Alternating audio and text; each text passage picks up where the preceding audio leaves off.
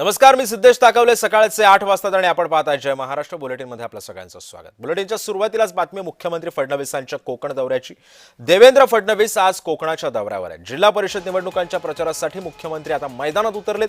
आज कोकणामध्ये फडणवीसांच्या 3 प्रचार सभा धडाडणार आहेत. रायगड, रत्नागिरी आणि सिंधुदुर्गात मुख्यमंत्र्यांची प्रचार सभा असणार आहे. या सभेची सुद्धा जय तयारी करण्यात आली आहे. आज कोकणामध्ये जिल्हा परिषदांच्या निवडणुकांच्या पार्श्वभूमीवरती सध्या प्रचाराला वेग आलेला आहे आणि मुख्यमंत्र्यांनी 3 सभा आपल्या कोकणात घ्यायचं ठरवलं आणि आज या 3 सभा पार पडतात. देवेंद्र फडणवीस आज कोकणाच्या दौऱ्यावर आहेत. आजपासून 3 दिवस ते कोकणाच्या दौऱ्यावरती असणार आहेत. 3 सभा कोकणामध्ये पार पडतात. रत्नागिरी, सिंधुदुर्गामध्ये या सभांचं आयोजन करण्यात आलेलं आहे. मुख्यमंत्री देवेंद्र फडणवीसांच्या कोकणामध्ये 3 सभा होत आहेत. मुख्यमंत्री आज कोकणाच्या दौऱ्यावरती आहेत. कार्यकर्त्यांकडून जोरदार तयारी सुद्धा करण्यात आलेली आहे. जिल्हा परिषद निवडणुकांच्या प्रचारासाठी मुख्यमंत्री सध्या मैदानात उतरले. मुख्यमंत्री देवेंद्र फडणवीस आज 3 दिवसांच्या कोकण दौऱ्यावरती आहेत. रायगड, रत्नागिरी, सिंधुदुर्गात मुख्यमंत्र्यांची प्रचार सभा होणार आहे. या प्रचार सभेची जय्यत अशी तयारी सुद्धा कार्यकर्त्यांकडून, पदाधिकाऱ्यांकडून करण्यात येते. स्थानिक नेते सुद्धा या प्रचाराच्या रणधुमाळीमध्ये गुंतलेले पाहायला मिळतात. जिल्हा परिषदांच्या निवडणुकांसाठी आता मुख्यमंत्र्यांनी कंबर कसली आहे. महानगरपालिकेमध्ये जे घवघवीत यश पक्षानं संपादित केलेलं आहे तेच यश अबाधित ठेवण्यासाठी आता मुख्यमंत्री कोकणाच्या दौऱ्यावर आहेत.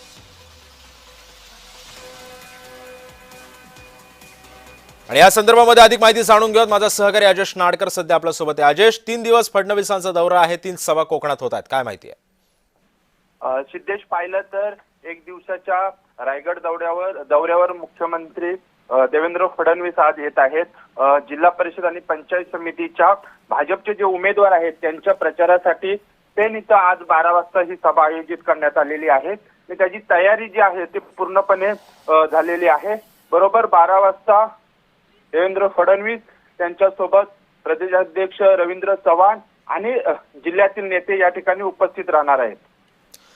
अजेश, कशा पद्धतीनं तयारी करण्यात आली आणि साधारण किती वाजेपर्यंत मुख्यमंत्री येऊ शकतात?